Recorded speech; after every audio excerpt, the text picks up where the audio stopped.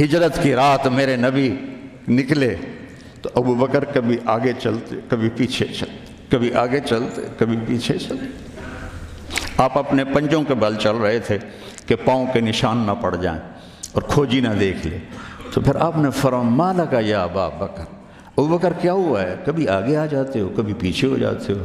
کہا یا رسول اللہ، جب مجھے خیال آتا ہے آگے کوئی چھپا ہوا دشمن وار نہ کر دے تو میں آگے ہو جاتا ہوں کہ میرے اوپر آئے، آپ پہ نہ آئے، اور جب مجھے خیال آتا ہے پیچھے سے کوئی آ کے حملہ نہ کر دے تو میں بھاگ کے پیچھے ہو جاتا ہوں کہ آپ کے اوپر وار نہ آئے، میرے اوپر آئے۔ اور پھر جب غار ثور پر پہنچے، جبل ثور، تو آپ چڑھ نہیں سکتے تھے، ساری انگلیوں سے خون نکل رہا تھا، جو کہ آپ ایسے چلے تھے ایسے۔ ابوبکر نے کندھے پہ بٹھایا اور پورا پہاڑ طے کیا، اوپر لے گئے، آپ کو باہر بٹھایا، سارے سوراخ بند کیے، اور اس کے بعد سوراخ زیادہ تھے تو پگڑی کو اتارا، اس کو پھاڑ کے سوراخ بند کیے، پھر اس کے بعد سوراخ زیادہ تھے، کرتے کو اتارا اور پھاڑ پھاڑ کے سوراخ بند کیے، ایک جس میں سانپ تھا وہاں اپنی ایڑی کو رکھ دیا، کہا مرحباً یا رسول اللہ۔ آپ اندر آئے تو اندھیرا تھا، آپ کو پتہ نہیں چلا، جب تھوڑی سی روشنی ہوئی تو آپ نے دیکھا نہ کرتا نہ پگڑی۔ ابو بکر مالک، یہ کیا ہوا ہے؟ ذرا عمامہ کدھر ہے، ذرا کرتا کدھر ہے؟ تو کہا یا رسول اللہ یہ سوراخ تھے، مجھے ڈر ہوا کہ ان میں کوئی چیز آپ کو تکلیف نہ پہنچائے تو میں نے اپنے کپڑے پھاڑ کے سوراخ بند کیے ہیں۔ تو ایک دم میرے نبی رونے لگے اور ہاتھ اٹھا کر کہا یا اللہ میں ابو بکر سے راضی ہوں، تو بھی اس سے راضی ہو جا اور اسے جنت میں میرا ساتھی بنا دے۔ تو ایک دم جبریل آئے، یا رسول اللہ، اللہ تعالیٰ فرما رہے ہیں ہم ابو بکر سے راضی ہو اور جنت میں آپ کا ساتھی بنا دیا۔ انہوں نے میرے نبی کی زندگی کو یوں سچ کر دکھایا۔ موسیٰ علیہ السلام کی قوم کو اللہ نے کہا جاؤ ملک شام جا کے عمالقہ سے لڑو،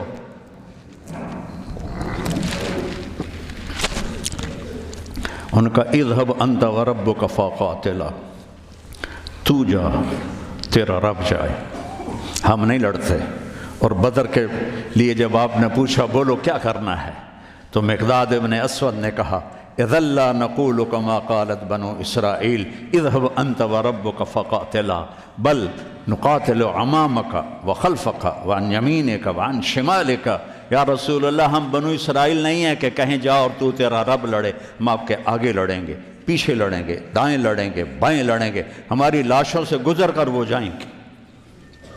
بنو اسرائیل نے سمندر پار کیا، آگے پتھر کے بت کی پوجا ہو رہی ہے، یا موسیٰ اجعل لنا الہا کما لہم آلہہ، یا اللہ موسیٰ ایک خدا ہمیں بھی لے کر دو اس جیسا۔ یہ بنو اسرائیل ہیں، اور میرے نبی کا انتقال ہوتا ہے پیر کے دن، اور ابو بکر صدیق اوالی گئے ہوئے ہیں اپنی دوسری بیگم کے پاس، ان کو خبر ملتی ہے تو وہ بھاگے ہوئے آتے ہیں اور آپ کے چادر ہٹا کر آپ کا ماتھا چومتے ہیں اور گرم گرم آنسو ماتھے پہ گرتے ہیں، وا خلیلا وا صفیہ وا نبیہ۔ اور اس کے بعد آپ مسجد میں جاتے ہیں تو شور و فغاں ہے، اور عمر تلوار لے کے کھڑے ہیں، جو کہے گا اللہ کا رسول فوت ہو گیا میں اس کو قتل کر دوں گا، وہ اللہ کے پاس گئے ہیں، وہ واپس آئیں گے۔ تو ابو بکر ممبر پر آئے، کہا عمر اقعد اقعد، کھڑے ہوئے آدمی کو کہنا ہو بیٹھ جاؤ تو اقعد، اور لیٹے ہوئے آدمی کو کہنا ہو بیٹھ جاؤ تو اجلس۔ یہ حسن عربی ہے کہ ہر حیت کے لیے الگ لفظ ہے، کھڑے کے لیے اقعد، لیٹے ہوئے کے لیے اجلس۔ عمر اقعد، کہا نہیں بیٹھوں گا۔ تو پتہ چل گیا کہ جوش میں ہے، ممبر پر آئے، ایھا الناس من کان یعبد محمدا فإن محمدا قد مات، جو محمد کی پوجا کرتے تھے وہ سن لو کہ انہیں اللہ نے بلا لیا، ان کا انتقال ہو گیا۔ ومن کان یعبد اللہ فإن اللہ حی لا یموت، اور جو ایک اللہ کی پوجا کرنے والے ہیں ان کا رب زندہ ہے، موت سے پاک ہے۔ میرے نبی نے ایسے لوگ تیار کیے جنہوں نے میرے نبی کی زندگی کو سچ کر دکھایا اور جانوں کے نذرانے پیش کر کے آپ کی زندگی کو دنیا میں زندہ کیا۔ اس لیے واحد جماعت ہے صحابہ کی جن کی زندگی میں ان کو جنت کے وعدے کر دیے گئے، کلن وعد اللہ الحسنی، اس میں سابقین بھی اور لاحقین بھی سب کے لیے جنت کا اللہ تعالیٰ نے وعدہ فرما دیا ہے۔ ایک امت تیار کی، ایک امت تیار کی۔ سارے قرآن نہیں پڑھے ہوئے تھے، حضرت خالد بن ولید نے فجر کی نماز پڑھائی، تھوڑی سی آیات ایک جگہ سے پڑھی، تھوڑی سی ایک جگہ سے، تھوڑی سی ایک جگہ سے، اس طرح کر کے انہوں نے نماز مکمل کی، اور نماز کے بعد کہنے لگے لقد شغلنی الجہاد عن القرآن، بھائی معاف کرنا، جہاد کی وجہ سے میں تو قرآن بھی نہیں پڑھ سکا۔ لیکن بنے کیا، وہ بنے کیا؟ موتا کی جنگ ہے اور میرے نبی کے سامنے منظر کھل چکا ہے۔ آپ نے فرمایا تھا جب چلے تھے کہ پہلا امیر زید بن حارثہ ہوگا، یہ شہید ہو تو پھر جعفر بن نبی طالب ہوگا، یہ شہید ہوں تو پھر عبداللہ بن رواحہ ہوں گے، یہ شہید ہوں تو پھر جسے مرضی بنا لینا۔ ایک یہودی سن رہا تھا، کہنے لگا اے ترایت گئے، یہ گئے، یہ نہیں زندہ آتے۔ تو اور وہاں 1,00,000 رومی اور 3,000 صحابہ۔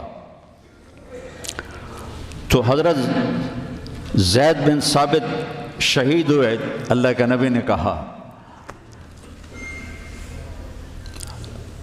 تقدم زید فقاتل وقتل ودخل الجنہ ثم اخذ الرایۃ جعفر فقاتل وقتل ودخل الجنہ۔ پھر عبداللہ بن رواحہ ایک کونے میں 3 دن سے کچھ نہیں کھایا تھا، گوشت کی بوٹی نوچ رہے تھے کہ آواز پڑی جھنڈا گر گیا ہے عبداللہ، تو انہوں نے وہیں پھینکا۔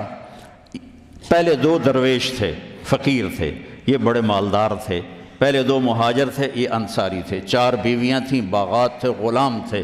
فتردد بعد التردد، تو تھوڑی دیر کے لیے بیوی بچے غلام باغات کا خیال آیا، تو کہنے لگے عبداللہ بیویوں کا خیال ہے سب کو 3 طلاق، باغات کا خیال ہے سارے صدقہ، غلاموں کا خیال ہے سارے آزاد۔ اقسمت یا نفس لتنزلن کارہتن او لتطاوعن ان اجلب الناس وشد الرن ما لی اراکی تکرہین الجنہ قد طالما قد کنت مطمئنہ هل انت الا نطفۃ فی شنہ۔ اے عبداللہ کافی زمانہ گزر گیا ہے زندگی گزارتے ہوئے، چل اپنے ساتھیوں کے ساتھ مل تو بھی۔ اور جھنڈا اٹھایا اور آگے بڑھے، اور آپ نے فرمایا اب عبداللہ نے جھنڈا اٹھایا اور آگے بڑھے اور قتل ہوئے، اور پھر آپ خاموش ہو گئے تھوڑی دیر کے لیے۔ انصار کہنے لگے کہ ہمارے اوپر قیامت ٹوٹ پڑی کہ کیوں رک گئے۔ دونوں کی دفعہ تو فوراً فرمایا، اب کیوں رک گئے؟ پھر آپ نے کہا وَدَخَلَ الْجَنَّةَ۔ تو انصار نے عرض کی یا رسول اللہ آپ رک کیوں گئے تھے؟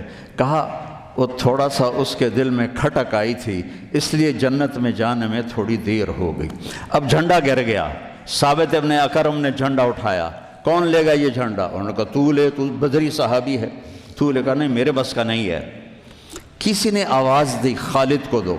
خالد کی پہلی جنگ تھی، صلح حدیبیہ کے بعد ایمان لائے، اور ان کی پہلی جنگ تھی۔ وہ فرمانے لگے بھائی میں تو ابھی مسلمان ہوا ہوں، کسی اور کو جھنڈا دو۔ کہا نہیں، سب نے کہا بس خالد۔ انہوں نے ایک ہاتھ میں جھنڈا لیا، اور جب یوں تلوار کو جب اٹھایا نا، تو میرے نبی نے فرمایا ثم صلی اللہ سیفا من سیوفہ، اب اللہ نے اپنی تلواروں میں سے ایک تلوار کو نیام سے باہر نکالا ہے، اور انہوں نے ساری رومیوں کی فتح کو شکست میں تبدیل کر دیا۔ 9 تلواریں ان کے ہاتھ سے ٹوٹیں لڑتے لڑتے، اور اتنا روب چھا گیا کہ پورے روم میں دہشت پھیل گئی خالد ابن ولید کی۔ یہ لوگ میرے نبی نے تیار کیے تھے، ایک امت بنائی تھی، یہ میرے نبی کا عظیم ترین کارنامہ ہے،